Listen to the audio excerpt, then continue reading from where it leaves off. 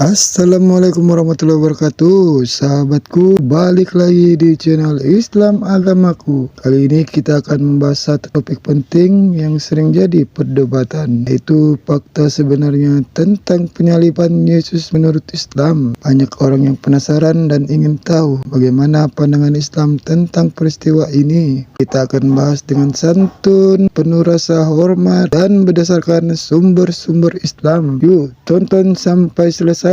Semoga menambah wawasan kita semua. Jangan lupa dukung channel ini dengan subscribe, like, dan share supaya makin banyak yang mendapatkan manfaatnya.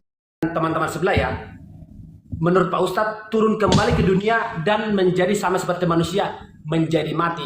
Di situ kira-kira mungkin ya pendapat di ajaran di sebelah itu nggak boleh saya sangkal gitu loh. Tapi di kami itu tidak seperti itu Pak Ustadz. Itu yang saya mau sampaikan. Tidak ada Tuhan Yesus yang kami anggap Tuhan itu naik ke surga dan sudah mendapat tahta dan duduk di samping Bapa Allah di surga. Dan nanti di kitab Wahyu ada tertulis bahwa nanti datangnya seperti orang pencuri, tidak diberitahu, tidak ada yang tahu.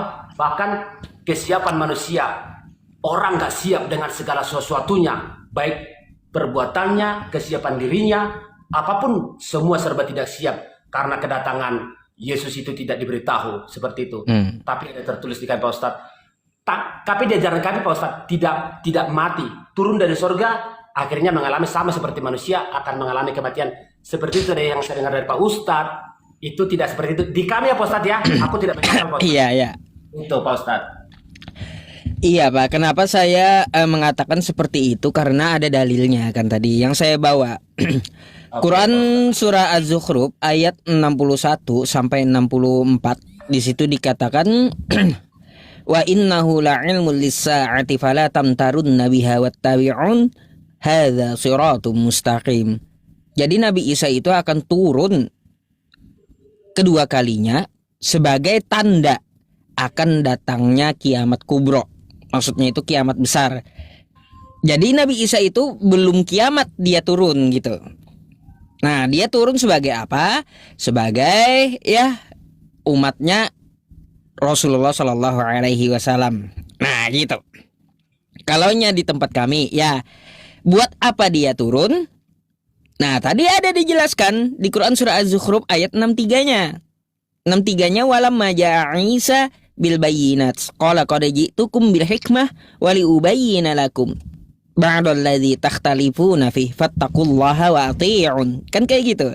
Jadi dia untuk menjelaskan dengan hikmah apa yang selama ini telah diperselisihkan gitu. Kalau kita merujuk ke hadisnya, ya ini dalam iman saya gitu ya Pak ya. Di dalam hadis kami Nabi Isa itu dia akan satu, ya tugas beliau akan mematahkan salib-salib. 2. Membunuh babi-babi. 3. Menghapus jizyah. Nah, kenapa dia disebut mematahkan salib-salib? Bukan berarti dia itu nanti datang ke satu gereja, masuk ke gereja, lalu dipatahin salibnya. Bukan gitu. Gak habis-habis nanti, kan kayak gitu.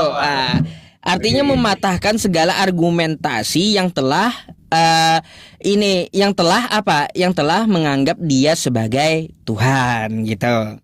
Nah, terus kenapa dia membunuh babi-babi? Ya kan selama ini kan kita dengar dari kawan-kawan kita yang Kristen. Ya, kata Yesus, apa yang masuk ke mulut tidak menajiskan. Tapi apa yang keluar dari mulut tidak menajiskan. Apa yang masuk ke mulut itu tidak najis kan gitu. Tapi yang salah juga. Gini. Apa yang masuk ke mulut itu tidaklah najis, tapi apa yang keluar ya itulah yang menajiskan. Nah, kan kayak gitu ya. Saya itu tadi ya. Oke. Baik. Jadi seperti itu yang perkataannya seperti itu. Nah, padahal kan di situ tidak ada menyinggung masalah menjadi halal itu babi. Kita kan tahu Yesus selama dia turun Pak ya, di Matius 5 17 sampai 18, selama langit dan bumi ini ada, maka satu iota pun dari hukum Taurat itu tidak dapat ditiadakan. Artinya kan dia meneruskan ajaran Taurat, ajaran Nabi Musa. Kita lihat aja di dalam imamat, ya imamat 11 nomor 7 dikatakan babi itu haram. Yesaya 66 nomor 17, yang makan babi akan dibinasakan Tuhan. Berarti kalau Yesus ya mengikuti hukum Taurat, artinya dia mengharamkan babi. Nah, inilah kenapa dia datang kedua kalinya, dia membunuh babi-babi. Artinya apa? Dia tidak pernah menghalalkan itu babi maksudnya. Terus menghapus jizyah pajak. Jadi ada sistem yang dibangun oleh Nabi Isa selama dia memerintah nanti. Jadi dia kedua kalinya itu nanti akan memimpin, Mbak. Memimpin manusia, lalu beliau menjadi tua dan wafat seperti kita semuanya. Jadi seperti itu kalau di Islam. Kalau di Islam itu ceritanya. Ya, mungkin ada yang Bapak mau tanggapi, silahkan. Itu yang langsung saya ingat, langsung saya tanggap dan saya bertanya sama Ustaz. Yang kedua, masalah tadi saya dengarkan masalah penyelipan. Memang saya tadi mau langsung bisa bermanfaat untuk orang banyak, mudah-mudahan ya bermanfaat lah, jangan sampai ada menyinggung lah. Itu harapan yang saya harus bawa di ruang yang besar ini Pak Ustadz seperti itu.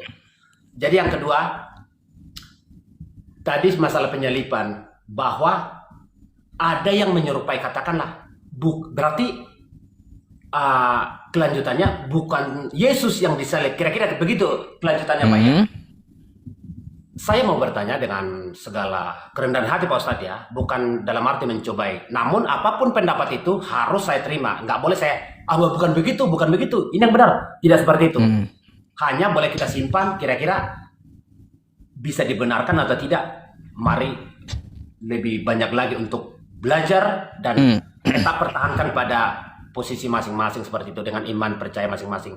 Pertanyaan Pak Ustadz. Pak Ustadz bilang tadi, kalau nggak salah statementnya, mohon maaf, kalau Yesus itu dipalsukan, ada yang disalibkan pribadi lain, begitu Pak Ustadz ya.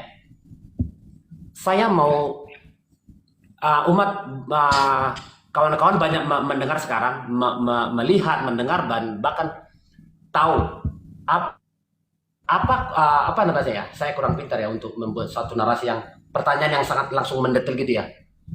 Kira-kira pribadi siapa Pak Ustadz yang pada ketika itu menggantikan posisi untuk disalibkan? Padahal kalau namanya Yesus, saya rasa hanya pribadi Yesus saja yang pada saat itu yang disalibkan, karena ada wujudnya, ada sejarahnya, ada perjalanannya. Bahkan kalau nggak salah ya, karena saya belum pernah ke sana, 14 titik kalau kakak saya udah pernah ke sana, semua perjalanan itu mereka sudah lalui, sudah jalani, sudah lewati. Bahkan kubur tengkorak itu, Golgota itu ada. Disitulah orang-orang yang hukuman yang penyaliban dilakukan di sana. Pertanyaan tadi itu, bagaimana ajaran teman-teman saya, bukan dalam arti di sini merendahkan, menyepelekan, bukan, supaya saya pun menambah wawasan di sini atau pengetahuan yang lebih daripada yang sudah saya tahu. Kok bisa Pak seperti itu? Baik. Jadi gini Pak, dengan siapa dia diserupakan, kan kayak gitu ya. Oke, baik. Pertama, Al-Quran tidak menyebutkan sebuah nama, kan kayak gitu. Tidak menyebutkan sebuah nama. Kenapa tidak disebutkan sebuah nama? Karena Allah mempunyai rahasia, yaitu Dia perintahkan Nabi Isa-nya sendiri yang akan menjelaskan kepada orang-orang pada saat Dia turun kedua kalinya. Sesuai Quran surah Az-Zukhruf ayat 63 tadi. Nih saya bukakan buat Bapak dan kita baca sedikit ya. Kata teman-teman tunjukkan ayatnya. Nanti nggak ada ayatnya, aduh susah katanya gitu. Meskipun saya hafal baik ya. Nggak apa-apa Pak, silakan. Nih. Oke. Di sini ya, faqalallahu ta'ala ya teman-teman, walamma jaa Isa bil bayyinat qala qad ji'tukum bil hikmah wa li ubayyina lakum ba'dal ladzi takhtalifuna fi fattaqullaha wa athi'un. Ketika Isa datang membawa bukti-bukti yang nyata, Dia berkata, sungguh aku datang kepadamu dengan membawa hikmah dan untuk aku jelaskan kepadamu sebagian dari apa yang kamu perselisihkan. Maka bertakwalah kepada Allah dan taatilah aku, kata Nabi Isa. Kayak gitu. Kenapa Nabi Isa itu saya bilang tadi dia mengikuti Nabi Muhammad? Karena nih kita disuruh taat dengan Nabi Isa karena dia akan memerintahkan apa? Innallaha huwa rabbi wa rabbukum fa'buduh hadza siratum mustaqim. Dia akan memerintahkan untuk menyembah Allah gitu. Nah, ya ada di Al-Quran jawabannya ya kawan-kawan. Jadi sengaja memang tidak disebutkan sebuah nama. Karena ya satu tadi Pak ya, saya jelaskan juga sama kawan kita yang Kristen tadi, bahwa sahabat Nabi pun tidak menanyakan dengan siapa dia diserupakan. Kayak gitu. Dan Nabi tidak menjelaskan juga ya dengan siapa dia diserupakan. Dan Allah pun juga tidak menjelaskan. Kalaupun ya ada pertanyaan saat Nabi Muhammad diturunkan wahyu tersebut, ada pertanyaan kepada siapa, pasti akan dijelaskan kan kayak gitu. Tapi tidak disebutkan sebuah nama di situ. Karena apa? Memang dirahasiakan dan tugas Nabi Isa-nya lah yang turun kedua kalinya untuk menjelaskan hal tersebut bagaimana kronologinya. Jadi seperti itu. Jadi apakah dia diserupakannya seperti ini, seperti itu? Yang jelas yang benar dia akan menjelaskan turun kedua kalinya. Tapi kalau kita melihat nih ya secara argumentasi ya Pak ya, secara argumentasi An-Nisa 157 itu ada bermacam-macam pendapat Pak di dalam ulama Islam. Ini teman-teman perlu tahu juga ya, macam-macam pendapat teman-teman di ulama Islam. Satu, ada yang betul-betul menolak bahwa Nabi Isa tidak dibunuh dan tidak disalib ya. Ini pendapat ya, tapi digantikan oleh seorang muridnya. Ini tafsir Ibnu Katsir. Nah, ini pertama, pendapat pertama. Pendapat yang kedua ya, pendapat yang kedua bahwa yang disalibkan itu jasadnya Nabi Isa, tapi hakikatnya bukan Nabi Isa lagi gitu. Ini pendapat ulama yang kedua. Kalau tidak salah ini pendapat ulama dari ulama Syiah. Ini akan bertentangan dengan ayat yang pertama. Kenapa? Wa ma qataluhu, dia tidak dibunuh. Wa ma sholabuhu, dia tidak disalib. Jasadnya memakai jasad Nabi Isa, hakikatnya ruhnya bukan Nabi Isa lagi gitu. Ini pendapat yang kedua. Ini agak lemah menurut saya pendapatnya gitu Pak. Kalau pendapat yang ketiga ya, pendapat yang ketiga, kita mengetahui bersama ya, mukjizat Nabi Isa itu, apalagi di dalam Bible, di dalam kitab Kristen, Nabi Isa itu bisa merubah rupa Pak, bisa menyerupakan rupanya. Nih, coba kita lihat ya di kitab Anda, di Markus 9 nomor 2 nih. Di sini ya, lalu Yesus berubah rupa. Matius 17 nomor 2, lalu Yesus berubah rupa. Tuh. Nah, kan? Artinya apa, Pak? Yesus itu atau Nabi Isa itu mempunyai mukjizat, dia bisa merubah rupanya sendiri gitu loh. Mana mungkin dia bisa ditangkap? Pikir dah kayak gitu. Mana mungkin dia bisa ditangkap, sedangkan beliau punya mukjizat bisa merubah rupa. Kayak gitu. Itu di kitab Anda loh yang mengatakan seperti itu. Beliau bisa merubah rupanya sendiri. Gak mungkin bisa ditangkap gitu. Mungkinkah beliau juga akan membuat duplikatnya, ya duplikat dirinya, kan kayak gitu. Duplikat dirinya bisa jadi kan dengan mukjizatnya. Jadi seperti itu, banyak gitu, banyak kemungkinan. Artinya apa?